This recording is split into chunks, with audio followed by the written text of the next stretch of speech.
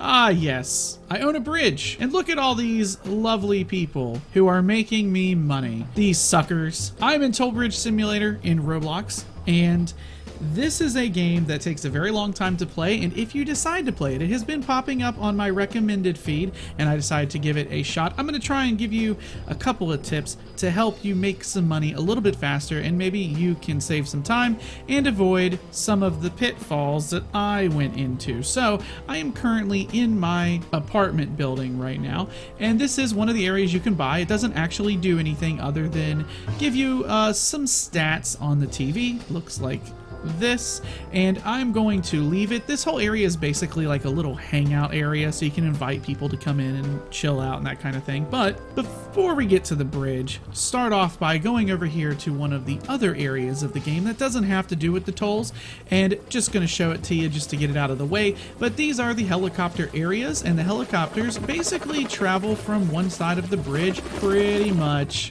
all the way to the other side over here, and they will make you money by transporting people. It's a little bit slow, but what you do make is quite a lot of money, and it is from each little thing. They land and you get like 70 some odd $1,000, maybe even more than that.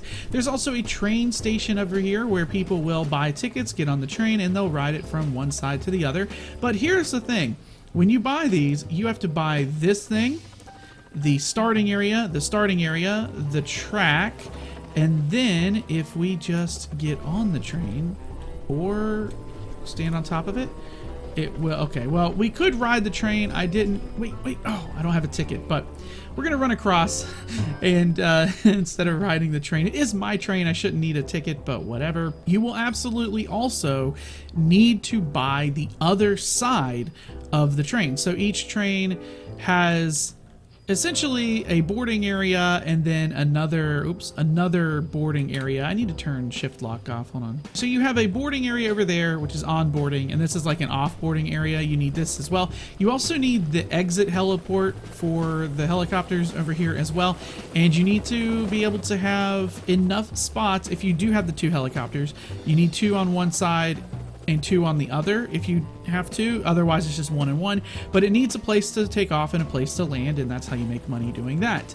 There is a giant sign over here, as you can see. It's a giant blimp that looks like it has crashed. This is the max level sign for my bridge. It brings in more people to my bridge. Right here is my lovely bridge. It is the max level bridge that I can get. It is 4 lanes on each side, so 8 lanes in total. So there are 8 toll booths. Now the majority of the money that you make will be coming from these toll booths, and if you want to look at them individually here, you can by clicking this button. There are rebirths for toll booths, which as you can see, I haven't done for some of them. We'll get into that in a minute. And essentially, you are going to go through and put money into your toll booths and level them up, and by leveling them up, they will make more money, they will let more cars in faster, so you have cars moving faster and faster and faster, and you're making more money. So here are all the stats. I don't know what the difference between speed and wait time and effectiveness actually are, but that is the thing you can do. I'm actually, the game's a little bit hitching because there's so many cars here, but this one right here, it is this guy right here, is my most effective one, and the reason for that is because it is one of the cheapest ones. It is one of the first ones you build, and as you play, you want to make sure that you are going through and leveling up your basic very first one, which in my case is this one right here. You want to level that one up first because it's technically the cheapest. Now what rebirthing does is when you rebirth, it will reset this back down to 0. However, what you are trying to do is boost your income boost here, which is like a multiplier. And as that boost increases, you will make more and more money off of your toll booth. However, the cost of those toll booths goes up as well as you rebirth. So it may have been $1 million for my very first one. Now it costs me multiple millions just to level it up to level 20 again. But here's what I would say about rebirthing. If you are going to rebirth, make sure that the other toll booths that you have are at least very high level or max level before you rebirth one of them. And the reason for that is when you rebirth, the speed also resets, the wait time. So these will get slower and slower. And if you have one that is doing as fast as this one is, and then you reset it back to level 1, it's going to go to a 60-second per car wait time. And right now it is at 0.4 seconds per car. So this thing moves very, very quickly. It makes me not a lot of income, which is what we really want to boost when we rebirth. But the problem is, it does take a lot of money to get back up to where you will be making even more money on that toll booth. And so you want to make sure that you have toll booths that are constantly getting money going and making money and having money come through while you level the other one that you prestiged or rebirthed back up to where it was. So you want to make sure that you have that constant speed going, because that constant speed means constant money. And so that's why you want to do it that way. So for me, I have multiples that are ready to be rebirthed, and I have the rest that are all very high levels. And so what I could technically do is go through and probably rebirth one of these guys, but it would drop down my speed very, very much. So I'm just kind of, leveling things up and making sure that they are, doing something for me before I even do it. So, okay, that's pretty much the majority of the game, really. The other part of the game are a few other buildings. Down here is a boat. The boat will toll people as they come down the water. It's not a lot of money for what it is. I think it's like $1,000. It's probably even less than that. And honestly, I haven't saved up to get the final one because it's not even really worth the money, in my opinion. Over here is a gas station, and the gas station is fully upgraded. And so these guys will basically park and get gas, and they will give you money every time that they do it. Over here is a store. This is a maxed out store. I don't have every single thing unlocked, but the parking lot is generating me money, and the store itself is also generating me money.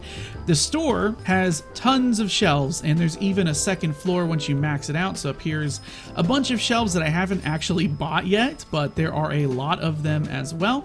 And if we come down here, I'll show you what the shelves do. So this is my max level shelf right now, or it's not max level, it's my highest level shelf.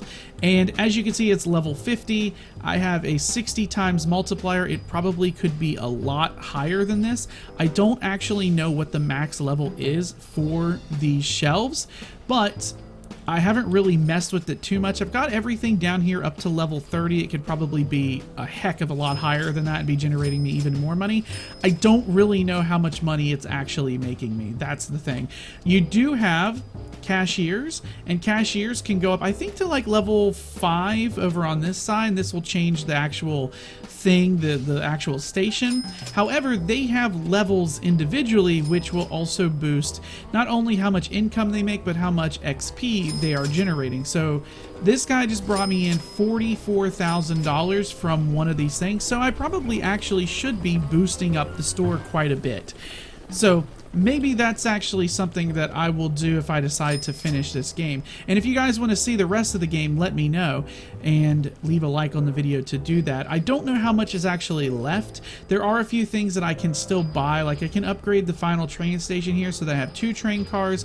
I can finish out the rest of this store, and I know that I still have quite a lot more to do with these booths here. We can actually buy the level 20 here. This right here is my highest level booth, and this is the one that is making me the most amount of money. As you can see, it is generating me per car 10,000 was $11,000. When you start out, you will have one booth that's really slow, and you won't even have a guy working in it. You'll have to go up to the car, hit E or whatever it is to get the car to go through, and that's how you start making money to generate stuff. So that is how you play the game. That is pretty much as far as I've gotten into it. It's a very long simulator, and if you do those tips that I said about the boots and the rebirthing, you will make yourself a decent amount of money, and you will have boots that are constantly making you money. The mistake that I made was that I rebirthed them all at the same time. It dropped my rate of cars by a massive amount, so you don't want to do that. There's also a house over here and some cars, so you can spawn some cars, and the house is just a hangout. There's no money involved here, so I haven't really messed with it. There's no point, in my opinion, at least not yet. That's going to be something I would do at the end. Anyway, that is pretty much it. Thank you guys so much for watching. Be sure to leave a like on the video. Feel free to subscribe, and I will see you guys next time. I've been BubbaTV24, and I am signing out.